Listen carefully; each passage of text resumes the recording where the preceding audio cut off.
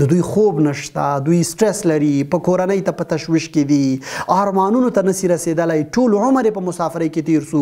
زه نسم کولی چې تاسې ته ستاسې شخصیت در وپېژنم، خو ته د دې په ارمان یې چې زه درته ټلیفون وکړم، بل یې وکړي او یو څوک درته واسطه شي او بالاخره ته کار پیدا کړي. د دې لپاره په خپل ځان مهربانه سئ چې پرمختګ وکړئ، بریالي سئ او آرام سئ.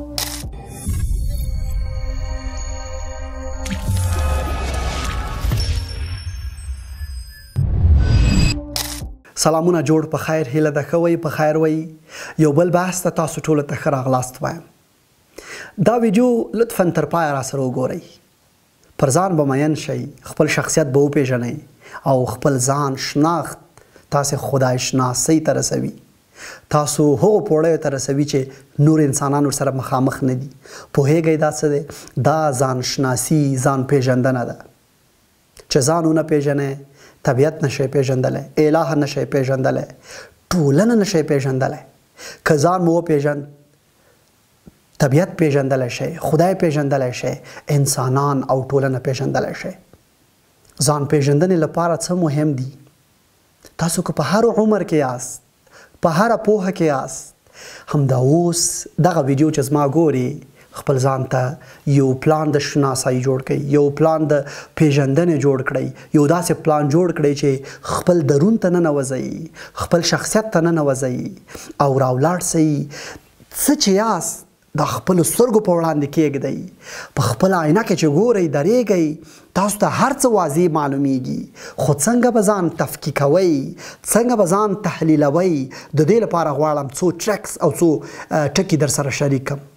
لومړی دا دی چې تاسې مو خپل ځان مطالعه کړئ، له پښو نیولې تر سره پورې، له مغزو نیولې تر فکره، تر منفي ګرایۍ، تر مثبت آندۍ، تر اړیکو، تر راکړه ورکړو، تر ناستو پاستو، تر خبرو او حتی تر جرأت پورې. دا څوک در پیژني؟ دا مطالعه در پیژني. مهارتونه ولولئ، کتابونه ولولئ، ځان شناسي ولولئ، ووایئ، ورکړئ ګوګل ته، ورکړئ چټ جی پی ټي ته، ورکړئ بل هر چیرته چې تاسې ته د معلومات درکوي. ولیکئ چې زه څوک یم، ولیکئ چې زما فکر څه دی، ولیکئ چې زه کوم عادتونه لرم، ولیکئ چې ښه عادتونه څه دي، ولیکئ چې مثبت فکر څه دی، چا سره څنګه اړیکې وپالم، څنګه خبرې وکړم، په کورنۍ کې زما شتون باید څنګه وي، په همکارانو کې باید زه څنګه وم، په بیرون کې باید څنګه وم، له طبیعت نه څنګه خوند واخلم، څنګه فکر وکړم. بلها پوښتنې چې له ځان سره کښېنئ. هم کولی چې تاسې ته ستاسې شخصیت در وپېژنم، تاسې ته ووایم چې ته ښه شخصیت لري، ته بد شخصیت لري، ته مطالعه نه لرې، ته دا یې، ته دا یې، ته دا یې. دا زه نسم کولی.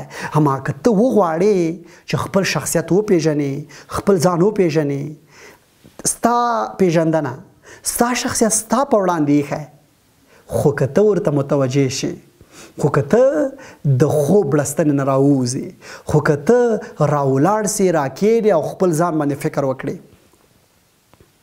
دا عبادت دی چې موږ خپل ځان غواړو وپېژنو. کښېنه، ته څنګه خلق سوی یې، ته د څه لپاره خلق شوی یې.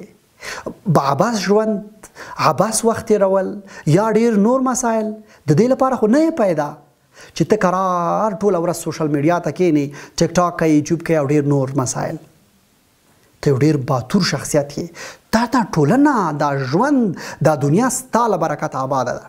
که ته په ښوونځي کې همغه چاپیریال کې فکر وکړه، کتابونه دي، ښوونځی دی، مطالعات دي، کورسونه دي، په دې متمرکز شه، فامیل دی، هلته ژوند دی، هلته اړیکې دي، د کورنۍ ضرورتونه دي. که په پوهنتون کې هم چاپیریال در سره نږدې دی، وګوره څوک څنګه دي.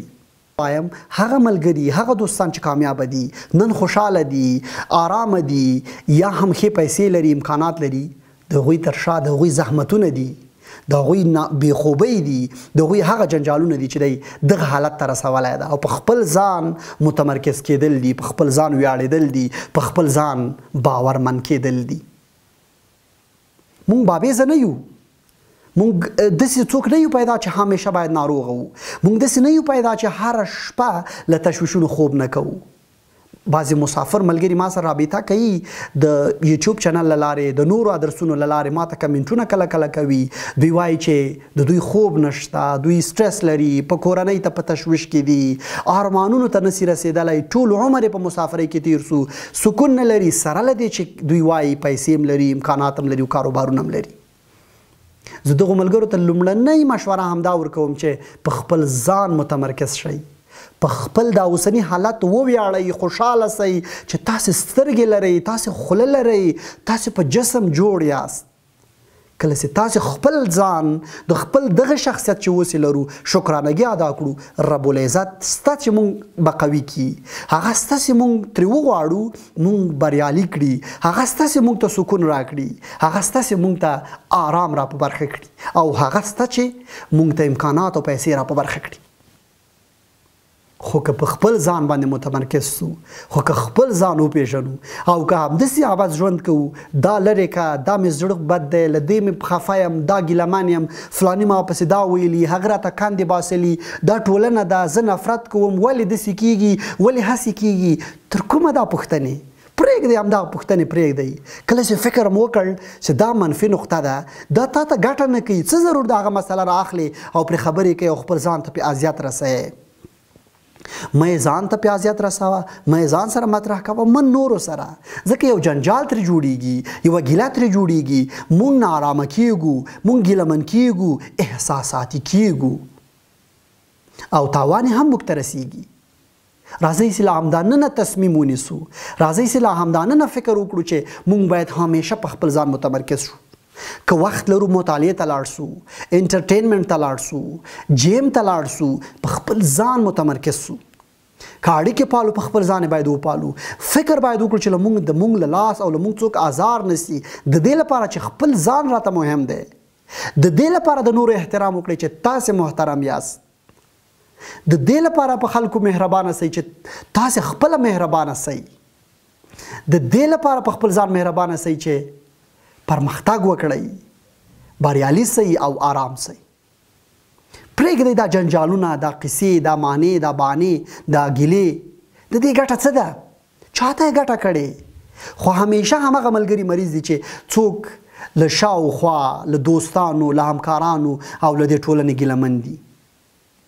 آرام، بریالی، کامیاب او هڅاند شخصیتونه او هڅاند ملګري هغوی په ګیلو بهانو پسې نه ګرځي، هغوی په تاویلو ماویلو پسې نه ګرځي. ورسره کښېنئ، همغو ملګرو سره ترې وپوښتئ چې ستا د آرامېدو، ستا د خوشحالۍ او ستا د پرمختګ راز څه دی. درته به ووایي چې عبادت، درته به ووایي چې زما خپل ځان، درته به ووایي چې زما خپلې ستونزې او زما خپلې بېخوبۍ. هیچ چا ته لاس د دې لپاره نه دی ورکړی چې له ستونزو یې وباسي. هیچ چا د هیچ چا لپاره کومک نه دی کړی، هیچ چا د هیچ چا لپاره منډې ترړې نه دي کړي. هر څوک په خپلو خولو کې ډوب دی، دا به ما اورېدلی وي. تاسې هم په خپلو خولو کې ډوب سئ، همداسې کښېنئ، راولاړ سئ، راهسک سئ، خپل نقطه نقطه مسایلو ته پام وکړئ، خپلو خبرو ته پام وکړئ، یوه پوښتنه درته پیدا کړئ، کښېنئ، تمرکز پرې وکړئ، د بریالیتوب، د سکون، د ستونزو د له منځه وړلو، د کاروبار، د ډېرو نورو مسایلو د پیدا کولو په تکل شئ. مه وایاست چې وظیفه نه لرم، فلانی ما ته وظیفه نه راکوي، واسطه بازي ده، حکومت کې نه پرېښودل کېږم. ته خپل ځان لپاره څه کړي دي؟ څومره تا خپل ځان ته وخت ورکړی؟ آیا که ته نن وظیفه نه لرې، تا په 4 ساعتونو کې څومره له خپل ځان سره ناست یاست او د وظیفې د پیدا کولو تکل مو کړی؟ خو ته د دې په ارمان یې چې زه درته ټلیفون وکړم، بل یې وکړي او یو څوک درته واسطه شي او بالاخره ته کار پیدا کړي. داسې خو نه پیدا کېږي. ته دې ته ناست چې زه تا ته ښې خبرې وکړم، ته دې ته ناست چې زه تا ته خوشحالي درکړم او ته وخاندې. ولې خپله نه خاندې؟ ولې خپله داسې فرصت او فضا نه برابروې چې دنیا ګل و ګلزار کړې درته او ته پکې خوښ واوسې، ته پکې خوشحاله واوسې؟ خپل ځان کله میلمه کړه. که دې ته منتظر چې تا یو څوک میلمه کړي او ته هلته فرصت نه استفاده وکړي او خوشحاله سي او آرام سي، نه، هر څه چې دی، هر څه هیله لرې، خپل ځان ته یې ورکړه. له فرصتونه، وخت، ارزښت، اهمیت، ویاړېدل، امکانات او ډېر نور مسایل. که په دغو مسایلو باندې غور وکړئ، فکر وکړئ او ورته راوګرځئ، په خپل ځان اهمیت باندې ځان پوه کړې خپل ځان ته په وخت ورکولو باندې پوه شي نو هله به بیا تا ته د ژوند او دا روزمره وخت مختلفې لارې درکوي په هره لار چې ځې ته به بریالی ته به خوشحاله او ته به آرام یې تر بیا ښه وخت